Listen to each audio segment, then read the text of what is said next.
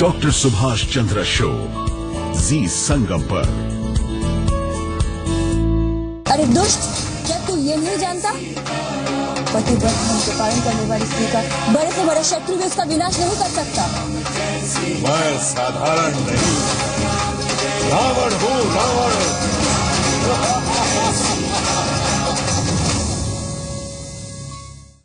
श्री रामचंद्र कृपालु भज मन, हरण भव भय दारुणम्। नमस्कार, बहुत बहुत स्वागत है। आप देख रहे हैं हमारी खास पेशकश रामलीला। आपके साथ मैं हूं शिल्पी। तो देश भर में इन दिनों शहर शहर रामलीला के अनेकों रंग देखने को मिल रहे हैं। इसीलिए आज हम भी आपके सामने उन किरदारों को लेकर आए हैं जो रामलीला में जान डालते हैं। खुले मंच पर होने वाली रामलीलाओं को यूनेस्को ने तो दुनिया की सबसे बड़ी ओपन ओपेरा थिएटर करार ही दिया है। और अब आपको बताते हैं कि परहित सरिस धर्म नहीं भाई, पर पीड़ा सम नहीं अधमाई। यानी कि दूसरों की सेवा करने से बड़ा कोई पुण्य नहीं, और अगर दूसरों को परेशान करना है तो वो भी सबसे बड़ा पाप है। और इसी में बसा है संपूर्ण रामायण का सार, और इसी सार को साकार कर रहे हैं हमारे साथ आज इस मंच पर मौजूद तमाम आर्टिस्ट जिनसे हम आपकी मुलाकात करने जा रहे हैं, जो पर्दे की दुनिया से निकले हैं और रंगमंच पर आकर नई लीला दिखा रहे हैं।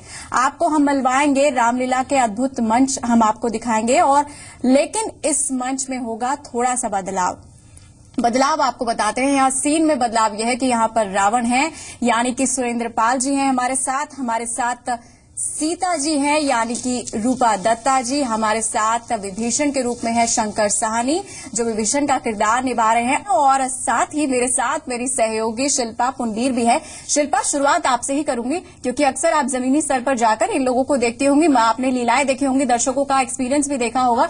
कैसा फील कर रही हैं आज अपने साथ स्टूडियो में इन सबको देखकर? बिल्कुल शिल्पी, और मैं बहुत ज्यादा एक्साइटेड हूँ। और वैसे भी दिल्ली की जो रामलीला होती है, खासा आकर्षण लोगों में रहता है, और फिल्मी सितारे जब शामिल हैं उसमें तो मजा आपका सचमुच दोगुना हो जाता है। और कुछ इसी एक्साइटमेंट के साथ आज मैं यहाँ पर मौजूद हूँ, तो चलिए शुरू करते हैं ये सफर।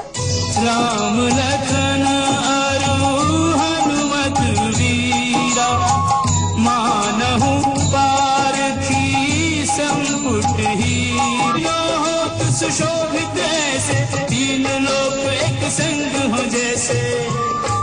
जब मैं बहुत छोटी थी तब से देखते आई हूँ, महाभारत में गुरु द्रोण से लेकर आज आप लाइव प्रस्तुति दे रहे हैं अपने दर्शकों के सामने। आप रावण बनकर सबके सामने हैं, तो किस तरह की एक फीलिंग है? क्योंकि वो एक मंच अलग था, और ये मंच जहां लाइव अपने लोगों के सामने अपनी बात रखनी है, वो भी रावण जैसे किरदार के।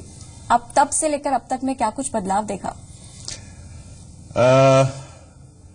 मंच पर एक्टिंग करना और फिल्म और टेलीविजन में एक्टिंग करना, दोनों में काफी फर्क है। मंच में आपको कोई रिटेक नहीं मिलने वाला है। 4-4.5 घंटे आपने अपनी उसी स्पीड को मेंटेन करना है, उसी डायलॉग डिलीवरी को मेंटेन करना है। फिल्मों और टेलीविजन में हमारे साथ रिटेक हो जाते हैं, हमें मौका मिल जाता है अपनी एक्टिंग को सुधारने के लिए। लेकिन डेफिनेटली, और रामलीला में तो वैसे भी हमारे जो संस्कृताई संवाद होते हैं और दोहे होते हैं, उन दोहों को बोलना भी प्रोनाउंसिएशन के साथ थोड़ा सा डिफिकल्ट है। यही सबसे खास बात है कि बिना किसी टेक के सब कुछ कह देना, एक ही बार में अपनी बात रख देना इतनी सारी ऑडियंस के सामने। और हम चलिए आपसे बहुत सी बातें करेंगे, आपके डायलॉग्स भी सुनेंगे, लेकिन सबसे ज्यादा जो खास होता है और जिसे सुन के बहुत डर लगता है, वो होती है रावण की हंसी। हम तो वो हंसी पहले सुनना चाह रहे हैं, क्योंकि किसी भी रामलीला में रावण की अगर हंसी सुन के डर ना लगे तो फिर बात ही कुछ और है। वो हंसी सुना दीजिए हमारे दर्शकों को।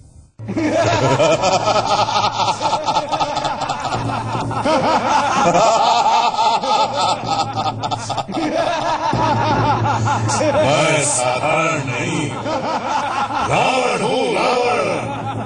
मैं वीरों और रावणों को लाने आया हूँ।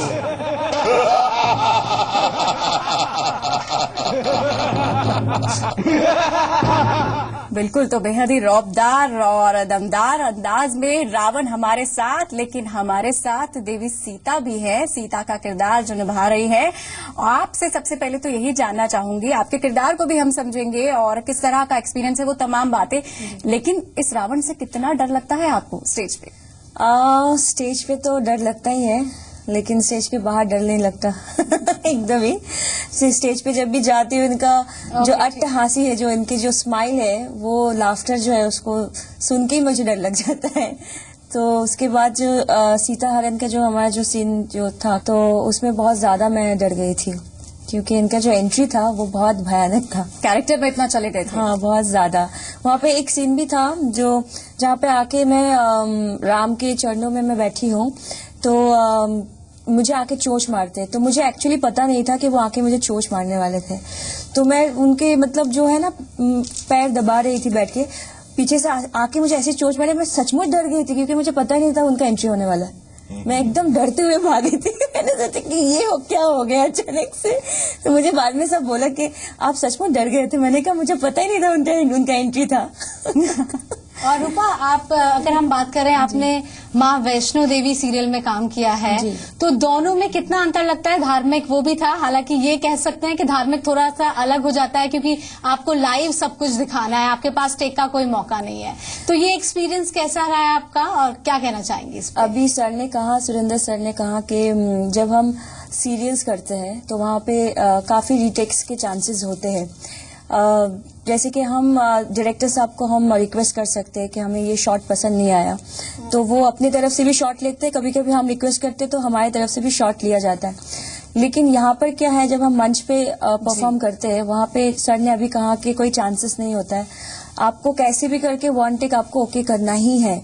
और इतने सारे लोग एक साथ मौजूद है, मतलब 1,00,000 1.5 लाख लोग आपको देख रहे हैं, तो उसमें एक बहुत डर की भी बात होती है कि भाई हम परफॉर्म कर तो पाएंगे ना ठीक से, तो डर तो है ही।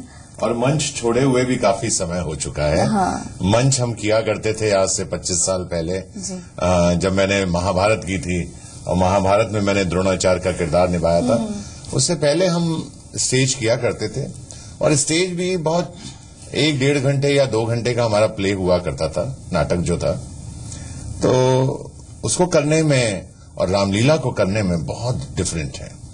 और इसमें जो मेहनत है, एनर्जी लेवल है, मैं कह सकता हूं कि बहुत ज्यादा देनी पड़ती है। और स्पेशली रावण का जो किरदार मैं निभा रहा हूं, इसके लिए बहुत ज्यादा एनर्जी की जरूरत है, बहुत ज्यादा ताकत की जरूरत है।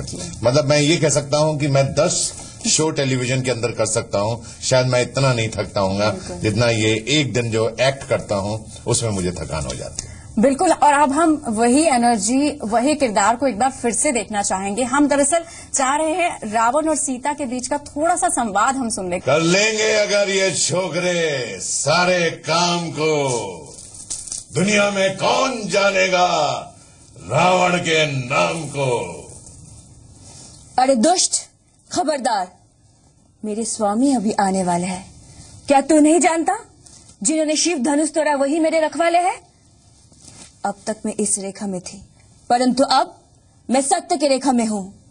अरे दुष्ट, क्या तू ये नहीं जानता, पतिव्रत धर्म के पालन करने वाली स्त्री का बड़े से बड़ा शत्रु भी उसका विनाश नहीं कर सकता।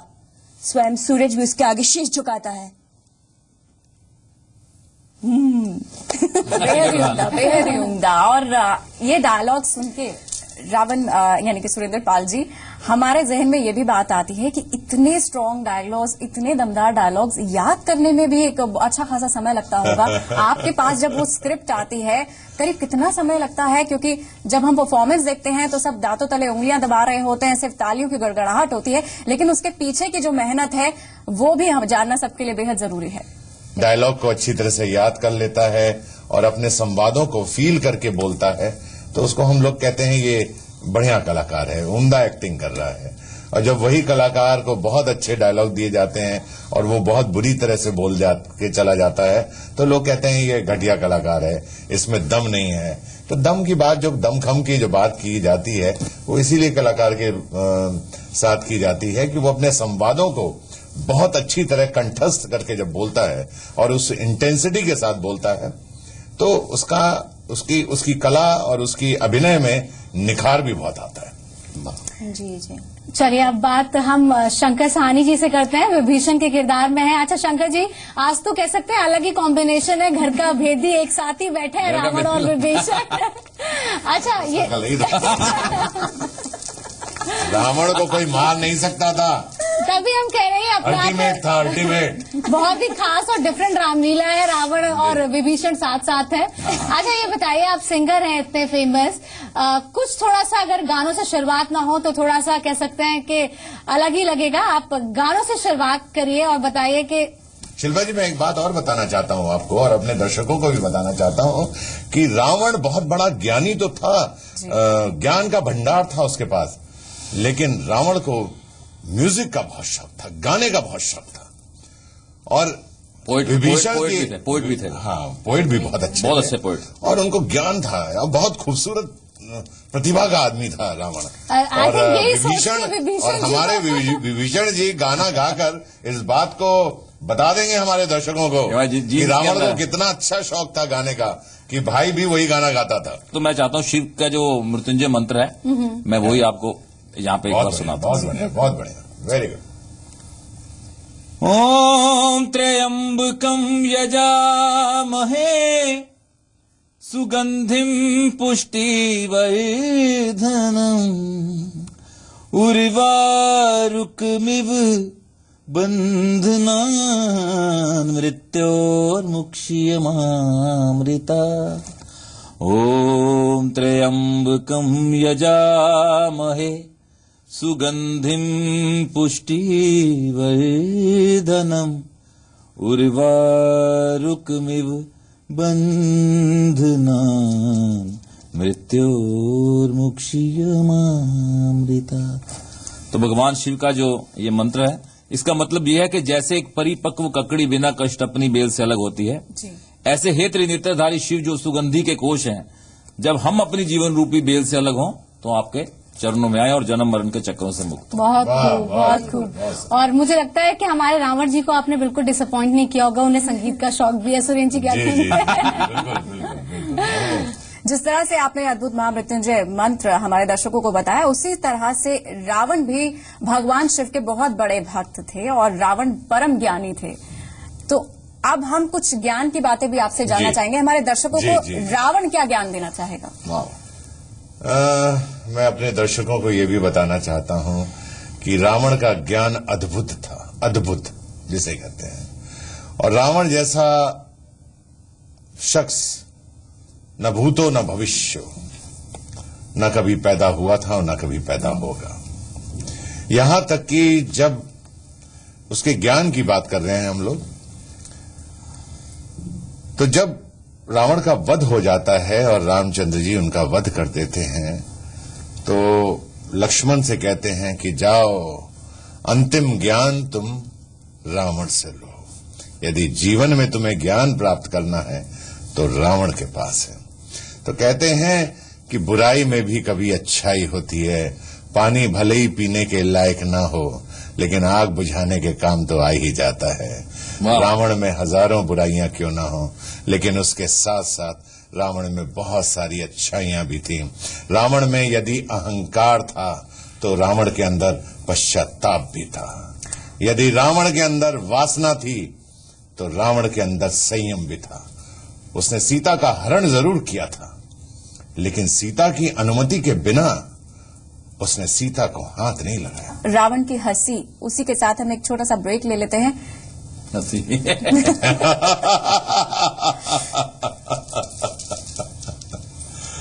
रावण खुश हुआ। अरे दुष्ट, क्या तू ये नहीं जानता? पतिव्रत धर्म के पालन करने वाली स्त्री का बड़े से बड़ा शत्रु भी उसका विनाश नहीं कर सकता।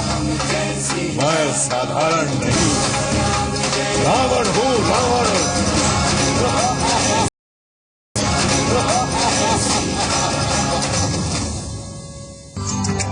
राम राम जय राजा राम, राम राम जय सीता राम, दशरथ नंदन राजा राम, असुर निकंदन सीता राम। ब्रेक के बाद मेरे दर्शकों का स्वागत है। मैं अपने दर्शकों को एक बात और बताना चाहता हूं। रावण की बहन की नाक काट ली गई भाई। कहीं ना कहीं उसके अंदर रिवेंज आएगा, कहीं ना कहीं प्रतिशोध आएगा उसके अंदर। और विभीषण जी, अगर आप बोलें तो उसका एक संवाद हम आपसे सुनना चाहेंगे और सीता मैया से। हाँ, हम एक खड़े होके इसको करें।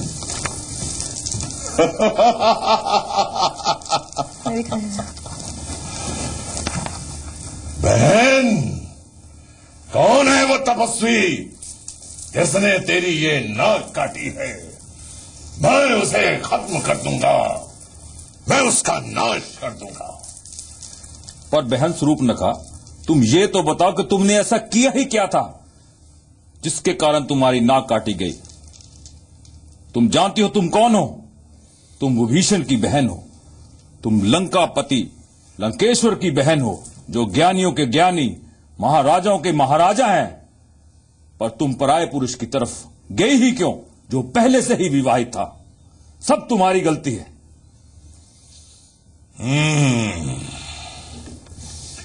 छेड़ा काला नाग है, लक्ष्मण हो होशियार।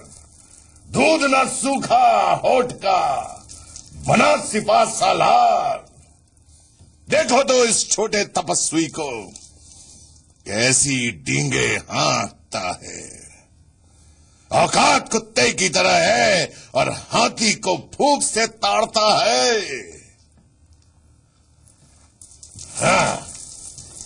तो बिल्कुल जानदार मंच, शानदार अभिनय, जोरदार प्रदर्शन, मन को मोह लेने वाला संगीत और मन को मोह लेने वाली आवाज, और ये तमाम बातें हमारे दर्शकों के साथ हैं। हमारे साथ रावण, देवी सीता, विभीषण और मेरी सहयोगी शिल्पा लगातार बने हुए हैं। हम अपने दर्शकों को दिखा रहे हैं वो रामलीला जो शायद आपने पहले नहीं देखी होगी, क्योंकि ये मंच थोड़ा सा अलग है। अच्छा, जिस तरह से आप डायलॉग्स बोल रहे थे, आपने ये तो बताया कितना समय लगता है डायलॉग्स को याद करने में, सारी बातें हैं, लेकिन ये जो आपकी वेशभूषा है ये भी कोई अपने आप में बहुत ही ज्यादा अलग है। तैयार होने में भी अच्छा खासा समय लगता होगा। आपका मेकअप कितना समय लगता है रावण को सजने में? करीब 1.5-2 घंटे लगते ही लगते हैं। और वेशभूषा भी काफी भारी भरकम है। करीब 8 किलो तो मेरे इस जो मैंने ये पहना हुआ है इसका है, वजन है। और मेरा जो ये मुकुट है ये भी कुछ 3.5 किलो का है। और जब मेरे सर पे बैठता है तो मुझे लगता है ये 4 घंटे के बाद ये कब उतरेगा, क्योंकि मैं इसके भार को सहते सहते मैं नीचे कई बार गिर पड़ता हूँ। डेफिनेटली एक भारी भरकम किरदार को निभाने में ये वेशभूषा और ये जो हम मेकअप करते हैं ये बहुत ज्यादा हेल्प करता है। और स्पेशली जब मैंने देखा है, जब मैं ये कॉस्ट्यूम पहन लेता हूँ और ये सब मुकुट लगा लेता हूँ और रावण का ये जो वेशभूषा है जिसे कहते हैं हम, इसको अपनाने के बाद मेरे अंदर एक रावण जैसी शक्ति पैदा होती है। वाह। और मेरे अंदर एक वो क्रोध, एक वो विद्युत, जैसे विद्युत, इलेक्ट्रिसिटी आप कह सकती हैं, वो मेरे अंदर आती है। और मेरे अंदर वो जोश आता है इसको करने के लिए। और मैं पूरी तरह से महसूस करने लगता हूं कि मैं रावण हूं, रावण, साधारण नहीं हूं, मैं रावण हूं, रावण। और उसके बाद जो मेरा अभिनय है वो मेरे दर्शक ही बता सकते हैं कि उनको अच्छा लगता है या बुरा। ग्रेट। सर की इस बात से मुझे एक बात याद आई जी। जब मैं जयमा वैष्णो देवी कर रही थी तो हमारी शूटिंग होती थी उमरगांव में। तो वहां पे जब मैं माता के कॉस्ट्यूम में आती थी, नॉर्मल आती थी, तो मुझे मतलब पहली बात तो मैं विद मेकअप में टोटली डिफरेंट लगती हूँ, लाइक सीता एंड गीता। कोई भी मुझे पहचान नहीं पाते हैं। बस मुझे बाउंसर्स भी अटका देते हैं कभी कभी, ये कौन है आप, क्या बोले, मैडम है वो, सॉरी मैडम। तो ऐसे होते थे। जब हम जयमा की शूटिंग कर रहे थे वहां पे, जैसे मैं गेटअप में आती थी ना, कोई भी मेरे सामने नहीं रहते थे, सब भाग जाते थे। और अगर मैं किसी को बुलाती थी तो एकदम डरे हुए वो आते थे मेरे पास आके, हाँ माता जी बोलिए ना, कुछ आदेश।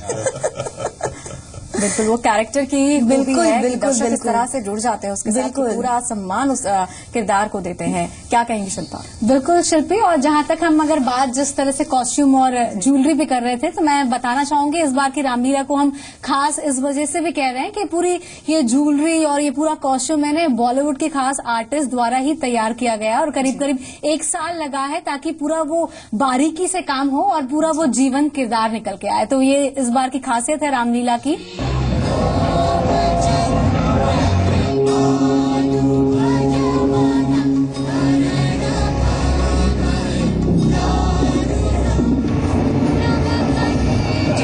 ये मात्र एक रामलीला मंच का मंचन ही नहीं है, ये अभिनय ही नहीं है कि सीता को लोगों ने देखा, रावण को देखा।